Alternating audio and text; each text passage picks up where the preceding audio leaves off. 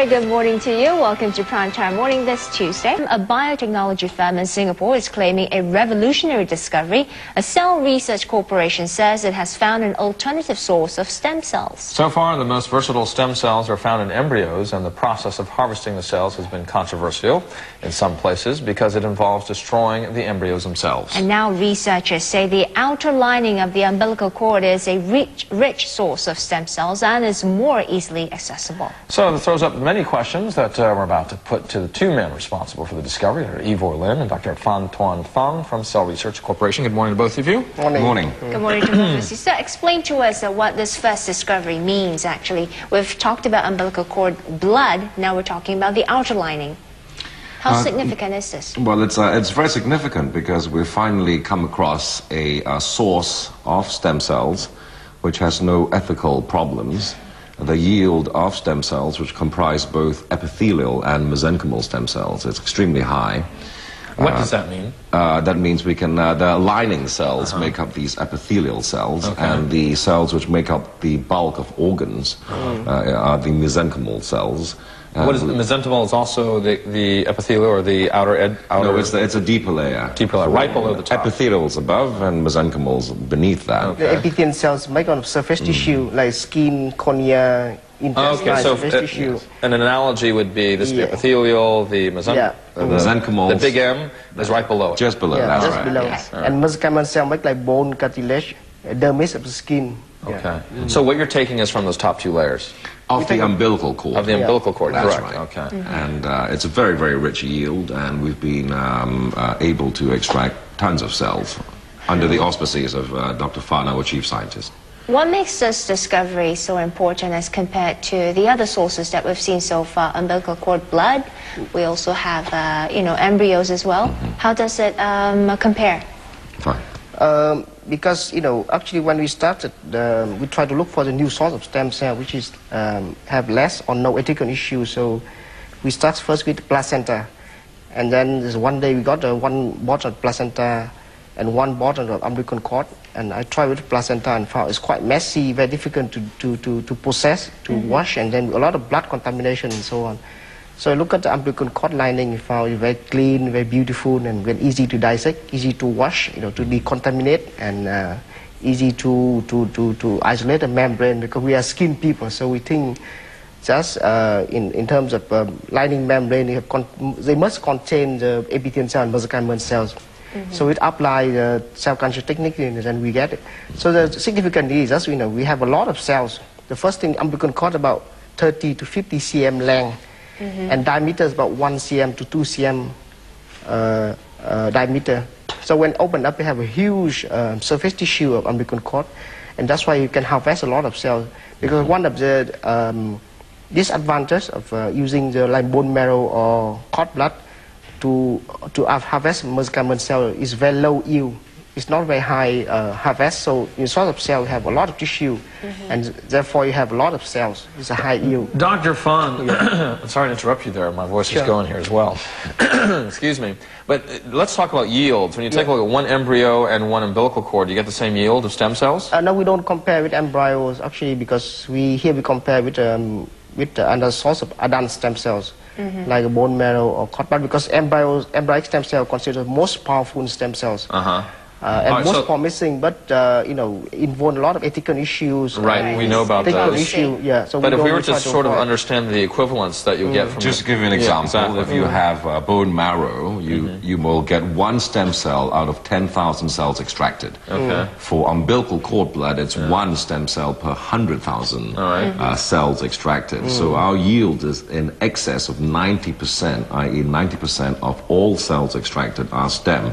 So that is why we have this high yield factor we're talking about. Dr. Lim, when you bring that up then, can you tell me what the comparison is with embryos then, since you know that figure? Well, that's different because for an embryo, up to day 14, they actually sacrifice the embryo to extract certain cells from the developing embryonic cell mass.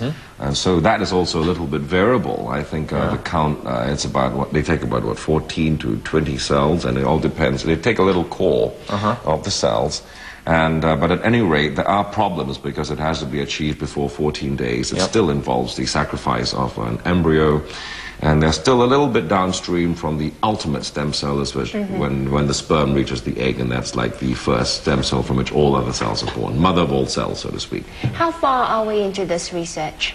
We've managed to differentiate these stem cells into cells of the skin, cells of bone, as well as fat cells. So we've managed to do a few. And if you can imagine, my arm has skin, underlying surface of fat, and bone. Of course, we don't have the architecture yet, but at least the basic cellular elements have been differentiated using this technique.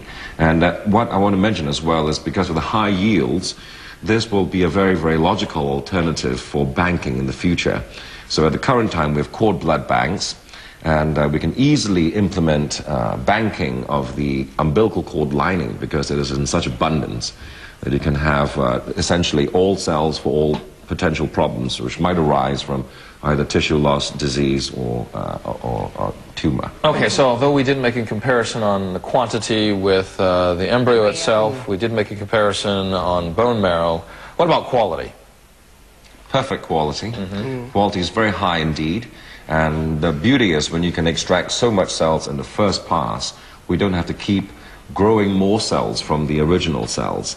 And therefore we don't have the problems, the drop-off from senescence. That's when the cells grow old. Because when they grow old, they start to mutate, and when they start to mutate, they could even transform into neoplastic cells. When can we see clinical trials being started? We aim for, actually now in collaboration with a few groups in India, in terms of banking.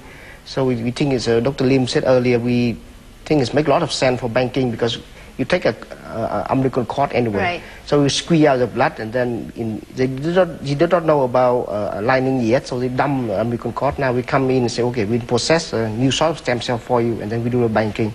And next step we target for the wound healing, which is our area, and it's quite Wound healing. Wound healing, like chronic wounds, like diabetic wounds and burns wounds and things like that. And clinical trials, when can we see them being started? We target for next year. Next year. In first. Very near future. Yeah, in near future. We're just waiting to clear the phase 1 clinical trials, and afterwards we will be able to apply these directly to human beings. What are the possible challenges you could face when it comes to, storing the umbilical cord outer lining? The challenges are actually very few because the storage method is virtually the same as that of storing umbilical cord blood. And it is the processing which is challenging, and that is where we are patent protected. But what is actually quite unique about the process as well is we do not use serum to grow the cells, so we can take away risks like mad cow disease or bovine spongiform encephalopathy. And additionally, because in Singapore, at least most mothers are screened for HIV and Hep B, that really does mean that you know exactly what potential diseases these cells might have, which then, of course, expands the boundaries for transplantation in the future. Where are you getting the money for this, and what does CellResearch do to get its money? CellResearch is a purely privately funded company, and we have investors who are adequately funding us at the current time. This first discovery, there's a lot of international interest in it, a lot of medical experts looking to this, if we could call it a revolutionary discovery. How are you handling this hype and attention on your studies and research? Well, we're still keeping our day jobs, but it's a lot of work. It's a lot of planning, and I think the way ahead really is to sit the scientific and business sides down to project over the next 5-10 years, and in the meantime get the word out and get our names known, and so get the interest in so we can plan for the future with many options. All right. Thank you very much for that interview. Thank you both. Thank you very much. Thank you. And we've been speaking to Dr. Ira Lim and Dr. Phan Tuan Thong from CellResearch Corporation on their discovery that outer lining of the umbilical cord is a rich source of stem cells. That is the latest in home news. News continues on Primetime Morning in just a moment. And do remember, even if you're leaving the house, no worries, you can still listen to us on TV Mobile 89.3 FM.